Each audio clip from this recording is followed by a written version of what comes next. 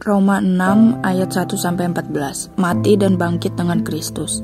Jika demikian, apakah yang hendak kita katakan? Bolehkah kita bertekun dalam dosa supaya semakin bertambah kasih karunia itu? Sekali-kali tidak. Bukankah kita telah mati bagi dosa? Bagaimanakah kita masih dapat hidup di dalamnya?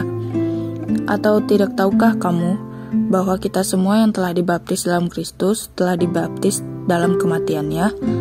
Dengan demikian kita telah dikuburkan bersama-sama dengan Dia oleh baptisan dalam kematian, supaya sama seperti Kristus telah dibangkitkan dari antara orang mati oleh kemuliaan Bapa. Demikian juga kita akan hidup dalam hidup yang baru. Sebab jika kita telah menjadi satu dengan apa yang sama dengan kematiannya, kita juga akan menjadi satu dengan apa yang sama dengan kebangkitannya. Karena kita tahu bahwa manusia lama kita telah turut disalibkan supaya tubuh dosa kita hilang kuasanya, agar jangan kita menghambakan diri lagi kepada dosa.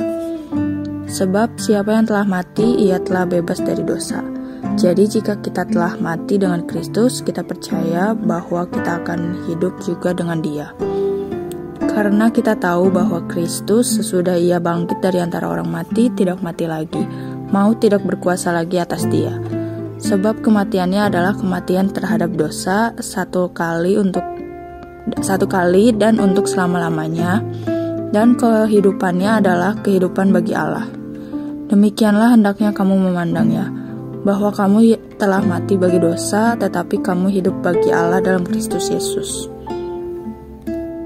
Sebab itu hendaklah dosa jangan berkuasa lagi di dalam tubuhmu yang fana, supaya kamu jangan lagi menuruti keinginannya. Dan janganlah kamu menyerahkan anggota-anggota tubuhmu kepada dosa untuk dipakai sebagai senjata kelaliman, tetapi serahkanlah dirimu kepada Allah sebagai orang-orang yang dahulu mati tetapi yang sekarang hidup.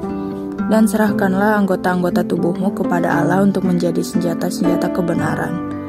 Sebab kamu tidak akan dikuasai lagi oleh dosa, karena kamu tidak berada di bawah hukum Taurat, tetapi di bawah kasih karunia. Roma 6 ayat 15-23, dua macam perhambaan. Jadi bagaimana? Apakah kita akan berbuat dosa karena kita tidak berada dalam hukum Taurat tetapi di bawah kasih karunia?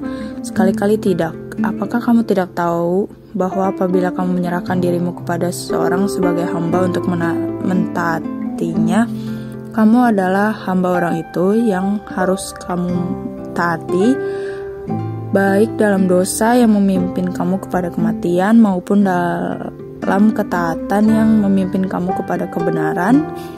Tetapi syukurlah kepada Allah. Dahulu memang kamu hamba dosa, tetapi sekarang kamu dengan segenap hati telah mentaati pengajaran yang telah diteruskan kepadamu. Kamu telah dimerdekakan dari dosa dan menjadi hamba kebenaran. Aku mengatakan hal ini secara manusia karena kelemahan kamu. Sebab sama seperti kamu telah menyerahkan anggota-anggota tubuh menjadi hamba kecemaran dan kedurhakaan yang membawa kamu kepada kedurhakaan, demikian hal kamu sekarang harus menyerahkan anggota-anggota tubuhmu menjadi hamba kebenaran yang membawa kamu kepada pengudusan. Sebab waktu kamu hamba dosa, kamu bebas dari kebenaran. Dan buah apakah yang kamu petik daripadanya? Semuanya itu menyebabkan kamu merasa malu sekarang, karena sesudah semuanya itu ialah kematian.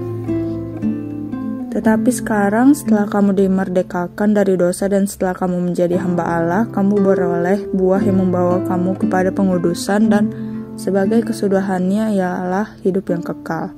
Sebab upah dosa ialah maut, tetapi karunia Allah ialah hidup yang kekal dalam Kristus Yesus Tuhan kita.